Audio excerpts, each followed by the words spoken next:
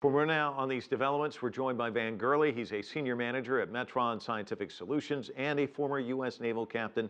Thanks so much for joining us. And you know, Van, last time you were in here, we were talking about needle in the haystack. It's shrinking a bit, but still, it's a large area. But what I find interesting is something you pointed out earlier today in email conversation, that this is now 3 searches. So talk to us about that.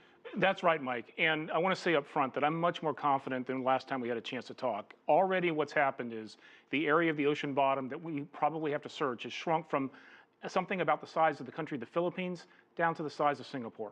So much more tractable problem. But as you said, it's really 3 searches in one. Everything we've been watching since the plane first went missing is the search on the ocean surface for the debris field. And that's normally what is first found in one of these events. Starting last week, they went to the second search, which is the acoustic search to listen for the pingers. That was the fallback. Normally you find the surface debris and that leads you to the pingers. We found the pingers before we ever found the surface debris. But the pingers by themselves are the key for the next part, the hardest part, which is the search of the ocean bottom. And that probably will start sometime next week. And again, just with the signals they've got to date, they're already dealing with an area that's now weeks to maybe a month, month and a half to search rather than years. Now let's talk about the search underwater, because we've got some animation. Jim Spellman kind of walked us through this yesterday. This too is a huge undertaking, isn't it? It is. It is. So talk to us about the devices. They basically, it's like mowing a lawn in a sense, isn't it? It is. So right now, what everybody's been watching is the towed pinger locator. It's basically a fancy microphone that they tow through the water, listening very, very deliberately for those very faint signals. The next phase is we move into basically a robotic submarine. It's the Bluefin 21 is the model that they have on the Ocean Shield, and it's called an autonomous underwater vehicle.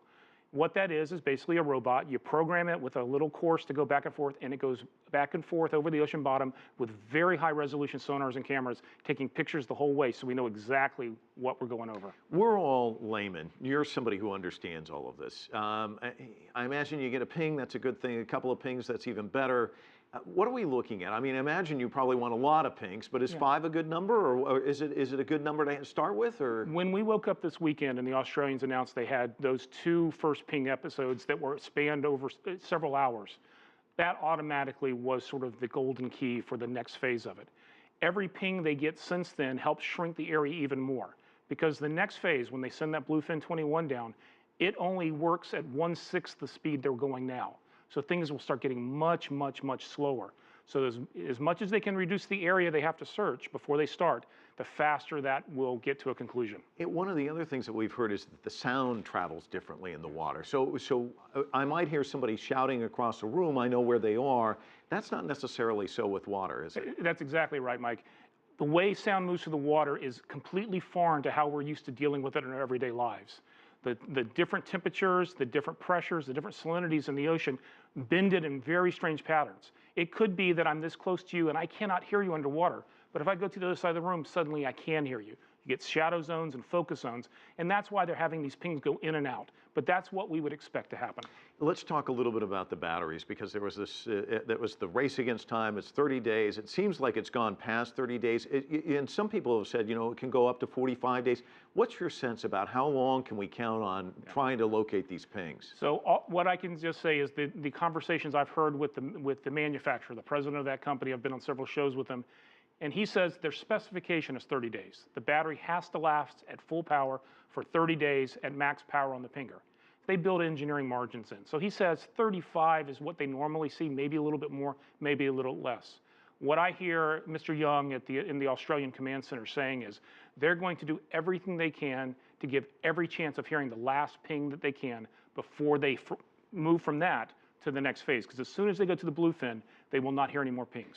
And you and I have talked about this in the past as well. I think people, it's a kind of a fast food nation world that we live in. We expect fast results. This is still going to take quite a bit of time, isn't it? It's much more tractable than last time we talked. Again, I think what we're facing now is weeks to a month, maybe 2 months.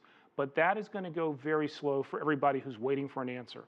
The Bluefin 21, when you put it over the side, it goes on a 20-hour mission, and you won't hear from it for 20 hours. And then when it comes back, they have to download the tapes and analyze it. So every single mission that just looks at a postage stamp at the ocean floor lasts a day to a day and a half. and there will just be no news while we're waiting on the analysts to do their work. And then when the material is found, there's still that lengthy period of reconstructing. And it's important to remember that what we're looking at now is just the search, finding it on the ocean bottom. To actually pick it up requires an entirely different set of gear that isn't there yet. So this is going to go on for many more months. Van Gurley, always a pleasure. Thanks so Thank much you. for coming in. Certainly appreciate it.